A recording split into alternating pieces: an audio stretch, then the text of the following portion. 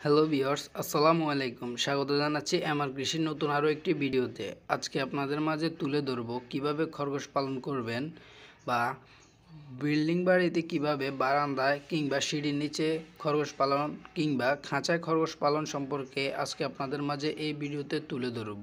তো চলুন শুরু করা যাক। ভিডিওতে যে খরগোশ দুটি দেখতে পাচ্ছেন এগুলো সাধারণত সচরাচর আমাদের আশেপাশে পাওয়া যায় কিংবা অ্যানিমেলসের দোকান থেকে এগুলো কিনে নিতে পারেন।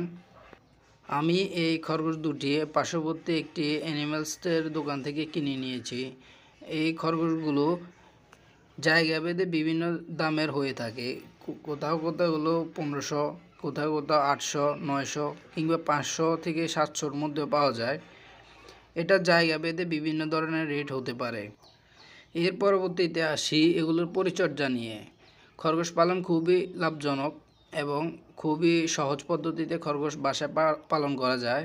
বেশিরভাগ মানুষই খরগোশ শখের বশে পালন করে থাকেন, কিন্তু বাণিজ্যিকভাবে খরগোশ পালনের জন্য বড় আকারের জায়গার প্রয়োজন হয় এবং এগুলো খাঁচার মধ্যে পালন করা যায়।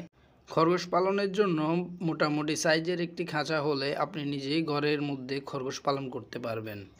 খাবার ব্যবস্থাপনার মধ্যে আমি যে খাবারগুলো খরগোশকে খাইয়ে থাকি সেগুলোর মধ্যে হচ্ছে কলমি শাক, পুঁই শাক, ঘাস, বিভিন্ন ধরনের লতা পাতা, কলার খোসা, শসার খোসা কিংবা তরিতরকারির অবশিষ্ট অংশ খরগোশকে খেতে দিতে হবে।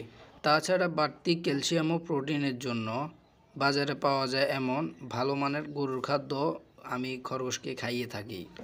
খরগোশ পালন খুবই সহজ, এটা বলার কারণ হচ্ছে খরগোশ খুবই শান্তশিষ্ট একটি প্রাণী এবং এর খাওয়ার দাওয়ার খুবই কম লাগে।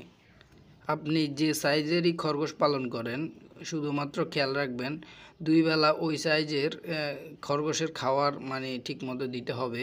খরগোশ যে সাইজের আছে ওই সাইজের অনুযায়ী আপনি অতগুলো ঘাস দিতে হবে খরগোশকে।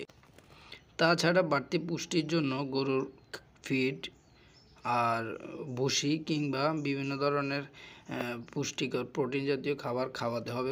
আর একটি জিনিস খেয়াল রাখতে হবে, ছেড়ে পালন করার ক্ষেত্রে কুকুর কিংবা বেজি জাতীয় কোনো বন্য প্রাণী এই খরগোশের উপর আক্রমণ করতে পারে।